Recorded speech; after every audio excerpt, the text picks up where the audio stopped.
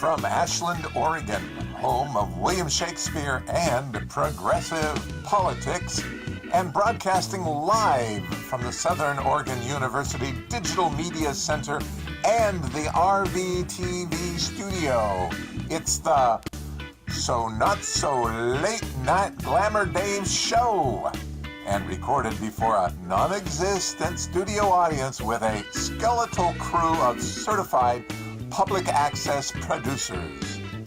You can expect to see tonight's guests, whoever they may be, the Glamour Dave Comedy Players, and the Rogue Valley Public Access Orchestra. Now, here's your host, David Glamour Dave Nienow.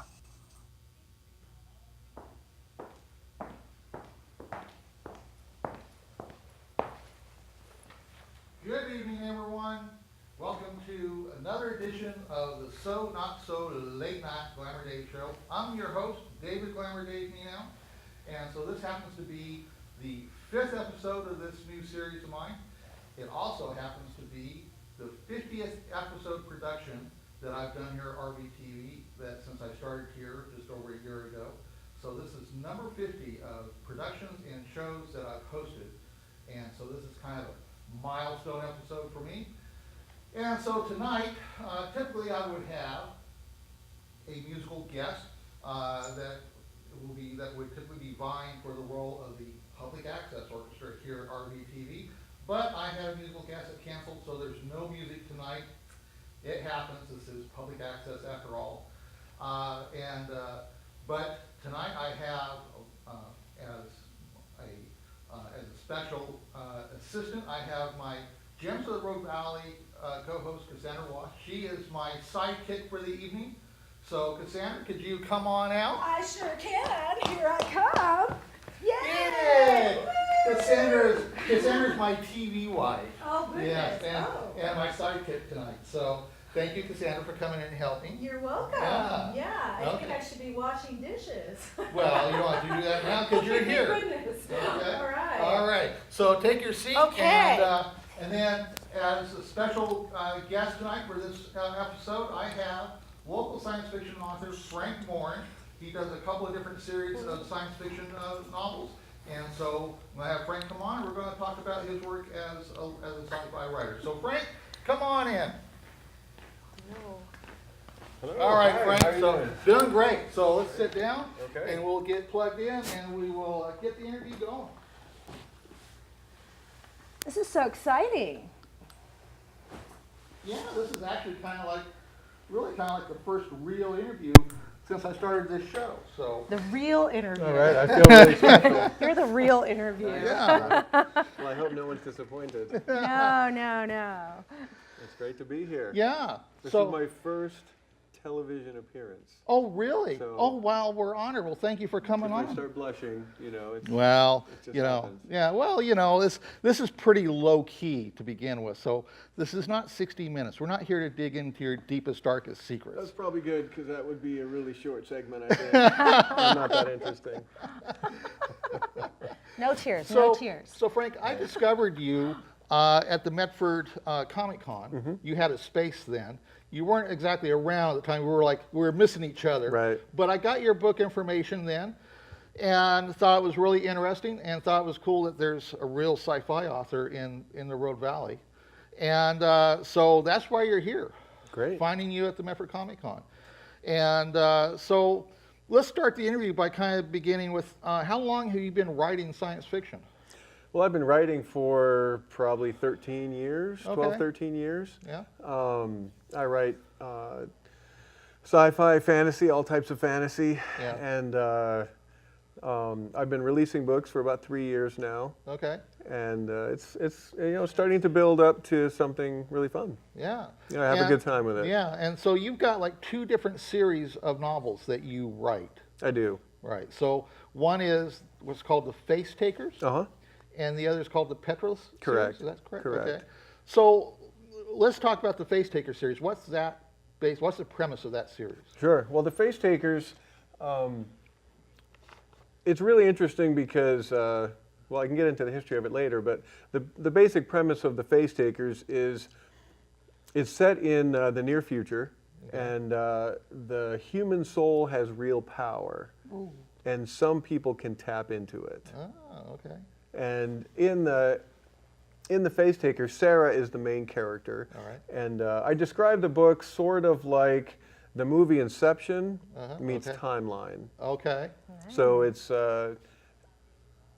Sarah is the main character, and she gets drawn into a secret war between these shadowy groups that have these powers based on the human soul. Okay. Just as they start going back in time through the memories of some people who have been living for thousands of years to important moments in history so they can steal the power to reshape the future. That sounds so cool. It's a lot of fun. Yeah. Well, I mean, It's, I'm just like, is it a movie yet? Is it a movie? It would make a great movie. I know, right? Yeah. It would make a great Yeah, movie. absolutely. Yeah. I actually pitched it to some movie folks, and they sounded interesting, but they said, "We'll call you." And, Yeah. you know. Well, Yeah, they're always like, we'll call you. Yeah, Yeah. okay. yeah, still waiting. It's a I know, we're long, still waiting. Yeah, the pitch process to Hollywood is a very long, drawn-out process. Absolutely. And I've been learning that myself because I've been like, I've been developing reality show ideas that I'm pitching out there, and I'm just now starting to do some screenwriting that I'm doing a collaboration with one of my fellow producers Oh, here. that's great. And so who knows? Maybe down the road we'll do a screenplay collaboration adaptation on one of your That would series. be very cool. Yeah. Yeah, the that- Face Takers would make a great television or movie. Yeah, well, it for sounds sure. like it. And you certainly have a good short log line about what your series is about. That was the result of days of beating my head against the wall. Yeah, right. Well, yeah, that can take that way sometimes for a good log line, right? Boom, boom, boom. Yeah, I lost most of my hair in the process. Oh, no. That's why you're all wearing hats, huh? Pretty Yeah. much. So now, Wait, what's the line? What's the line? What's the The log line? Yeah, the log line. I would say when history becomes the battlefield, there is no safe place to hide. Oh, that's good. Whoa. I like that one a lot. I want to that's see a that good one. Yeah. So now, how many books are in that series? Well, there's 3 books out right now, and one more will wrap it up. Oh, okay. It should be out next year. All right. Okay, and So- now you have a second series called the Petrolus series. Correct. Right. The impression I've got looking over the material is that it's a little more fantasy oriented. Am I correct in that? Yep, it's young adult fantasy, Okay. and I describe it as big magic, big adventure, and a lot of humor. Okay. Ooh. Okay. So it's a lot of fun. Yeah. And actually, right on the table there, you've Right. got book 4 that just came out. Yeah. And so So- we have the 4 main books in the series so far, Right. plus another side story that treats the story of a couple of the side characters who have become fan favorites. And that little side story is called When Torques Fly. And I describe it as Gladiator meets Dumb and Dumber. It's a really fun little read. One of my funnest, dumbest comedies I like. Dumb and Dumber. That's a good one. Yeah. But Yeah. you know, you have this stone in all the titles, right? Is that in right? most of them, So yeah. what? So is that like part of it? Is that like? Is there some stone? Is there? Like, tell us about the stone. Sure. Okay, great. Well, and the reason stones are in a lot of them is because it's a young adult fantasy, so there's magic, and the magic is based on rocks. Ooh. It's a lot of fun. I developed the magic system with my kids Oh, okay. because a few years ago we tell a lot of stories in our house, and my kids were a little younger, and they were very demanding. So we would get in the car, and they'd be like, "Okay, Dad, we got half an hour. So give us a druid, a wizard, and an elf. Go." Which is great creative time. Right. So I was exhausted, honestly. Yeah. And I said, "Fine, you guys help me develop a magic system, and we'll build some stories on it." Wow. And so my son came back after a day or two of, conferencing with my daughter, and they said, "Let's do rocks." And I said, "Cool, go research rocks." And they did this great research paper for me, Yeah. and we started the adventures of George the Petrolist.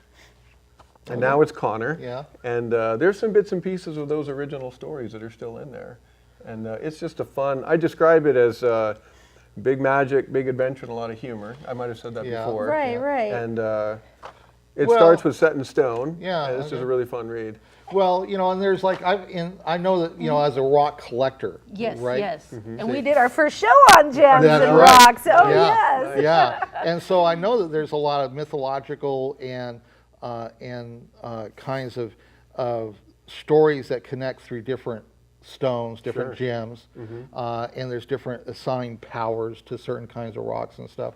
So it certainly makes sense to me that that you could easily develop a fantasy series around that concept. So I think that's really cool. Yeah, and of course the first book is set in a quarry Oh, where they wow. quarry Oh, that's super stone. awesome.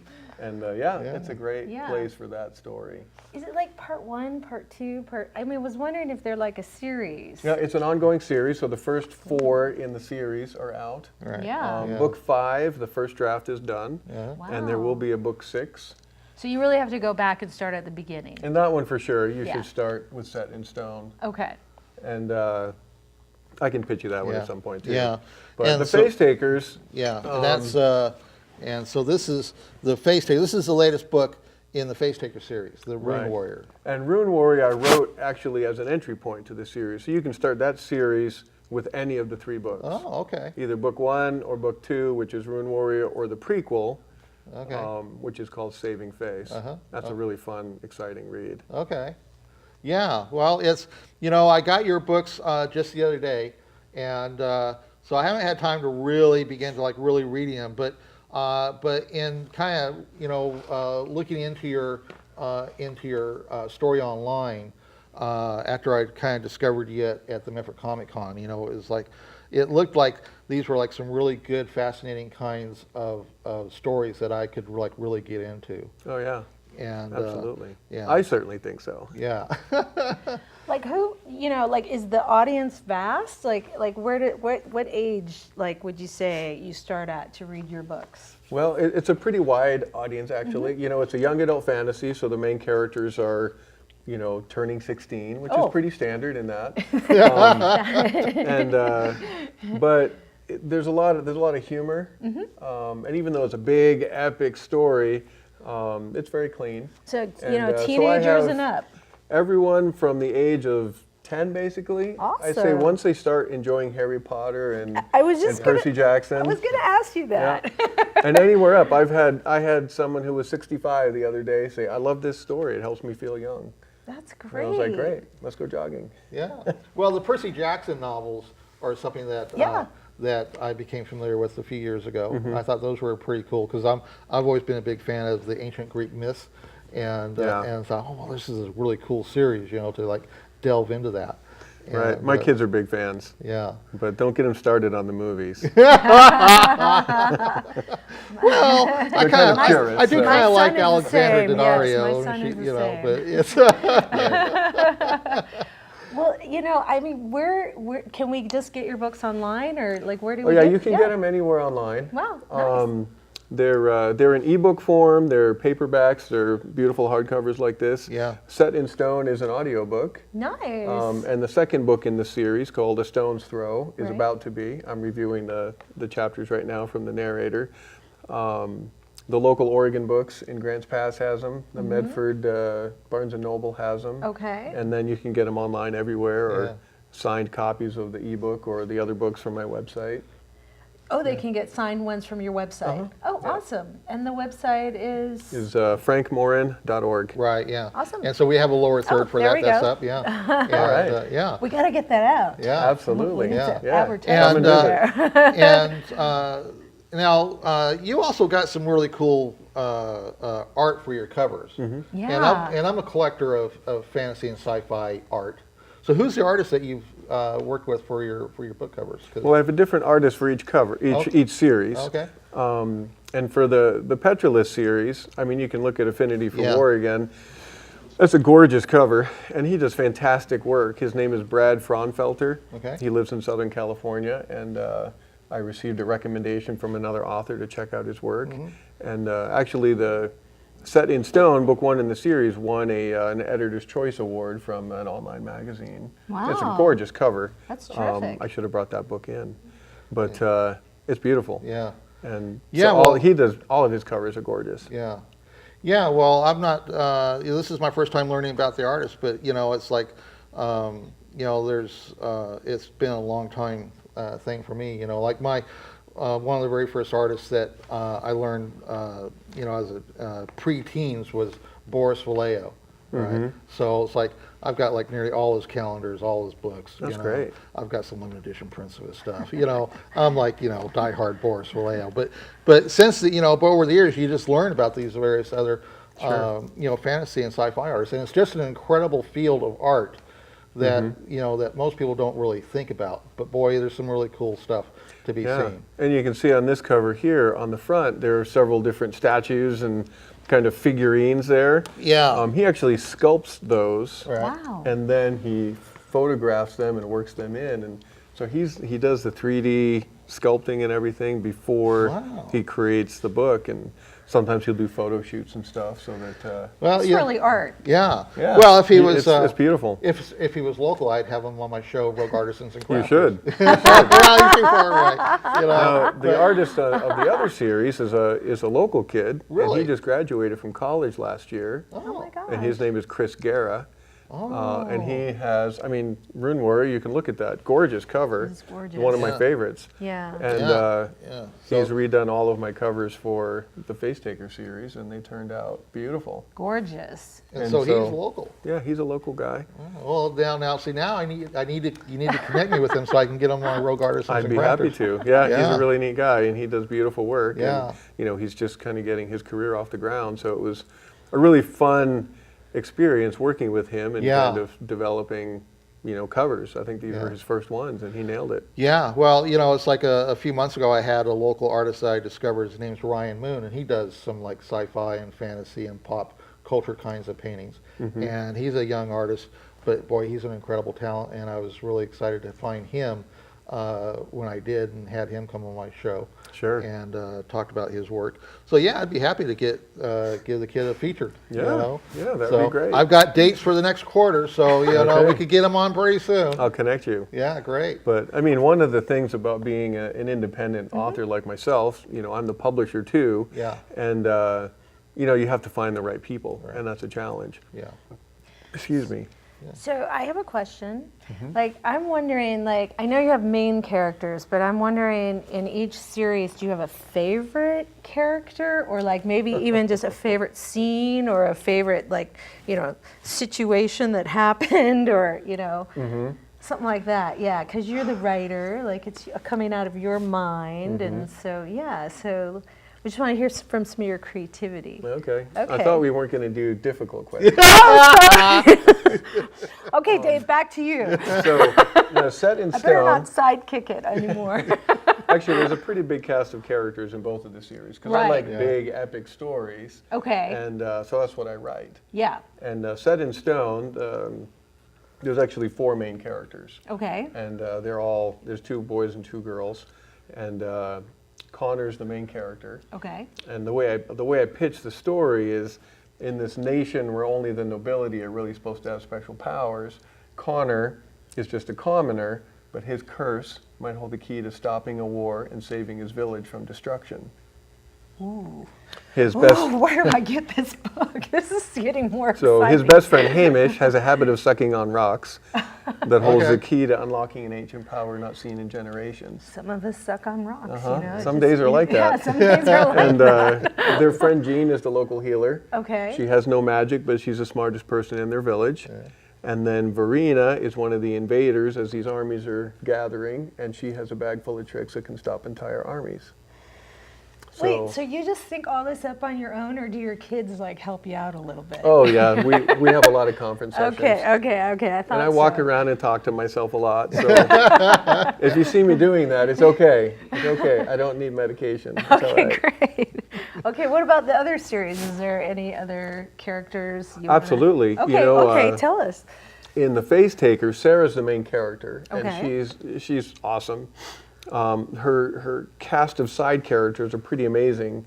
One of the other characters, his name is Gregorios, and he's been around since the early days of Greece, and he is fascinating.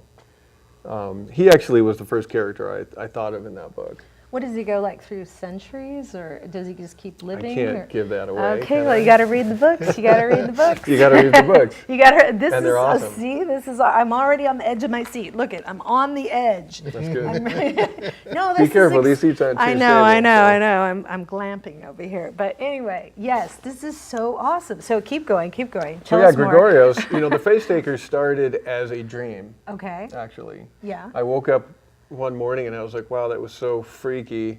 I'd better write that down. Wow. Because I dreamed about a person who could extract a human soul by removing their face.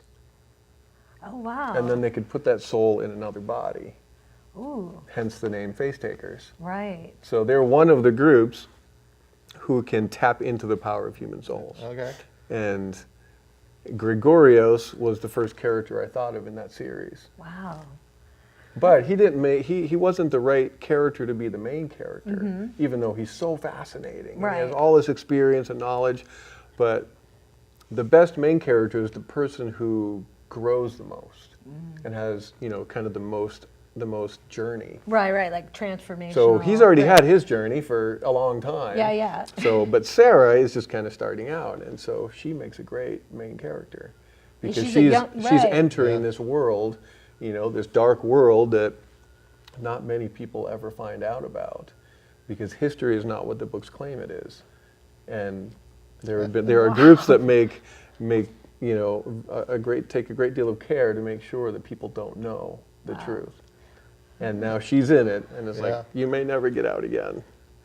Well, that's really interesting, and I find it cool that that all stemmed from an original dream, right? 22 minutes. Oh, hey, we're near the end of. Is that God? Yeah, that's the God Mike. He's another one of our key personnel here in the show. Oh yeah. So, at the end of the interview, I typically allow my guests an opportunity to either have an awkward moment. They can toot their own horn, and I've got a cheap plastic horn that you can play with. Or you can win the small cash prize. And to win the small cash prize, which is a bag of 100 pennies, you have to Nice. answer a trivia question. I'll have to go with the cash. Okay. Because, starving artist. Yeah, I was Yeah. just gonna say go with the cash. I went with the cash. Yeah, Yeah, it so was pretty good. so Yeah. that's the bag Sweet. of 100 pennies. Okay? So All right. we have, for categories, we have arts and literature, science, nature and technology, or history. Let's do history. Okay, all right. Should I make a drum roll? Yeah, that's I good. better sidekick it over here. Yeah. Okay. So Ta-da. the following question comes to us via Gmail from the show's ancestral home of the Nienow clan in Mapleton, Minnesota. Crater Lake is the 5th oldest national park in the United States and the only national park in Oregon. The lake is 1,949 feet deep at its deepest point, making Crater Lake the deepest lake in the United States and the 9th deepest in the world. Your trivia question is, what Roman governor tried Christ? That's a great twist. Because Yeah. now I'm totally thinking Crater Lake. Yeah, exactly. Well, that's the whole idea. Such a good writer over there. And I should know I this know, because right? in I was Rune so- Warrior, they go all through the history of Rome. So Oh my I gosh. should know the Roman history like Okay, that. so Yeah. let me just do a ding, ding, ding, ding, ding. Pilot. Yeah, that's right. Is the correct answer. Wow. So you get 100 pennies. The Right, small thank you cash very prize. much. I won't spend it all in one place. Okay. So at this point, God Mike, is there like some music? I think we have a music video, We right? have a music video Yeah. guest. That's right. We don't have any actual musical performance, but we do Music have a video music guest. video or something that can be brought up. So should we bring it up? Yeah, We is there can something dance. there? Let's go for it. Woo!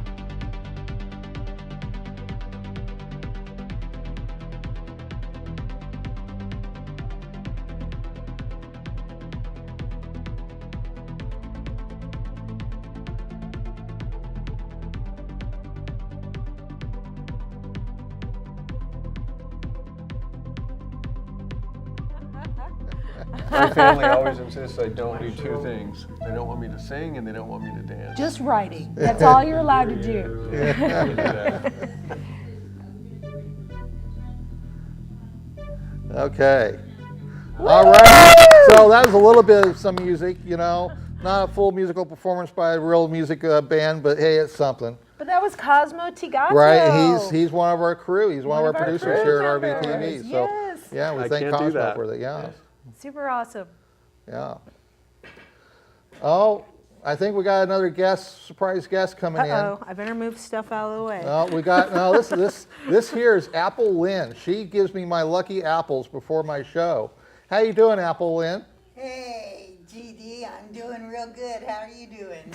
Doing great, man. So, Well, you know, like always, I really don't think an apple is lucky okay. because you have to realize Eve had the apple.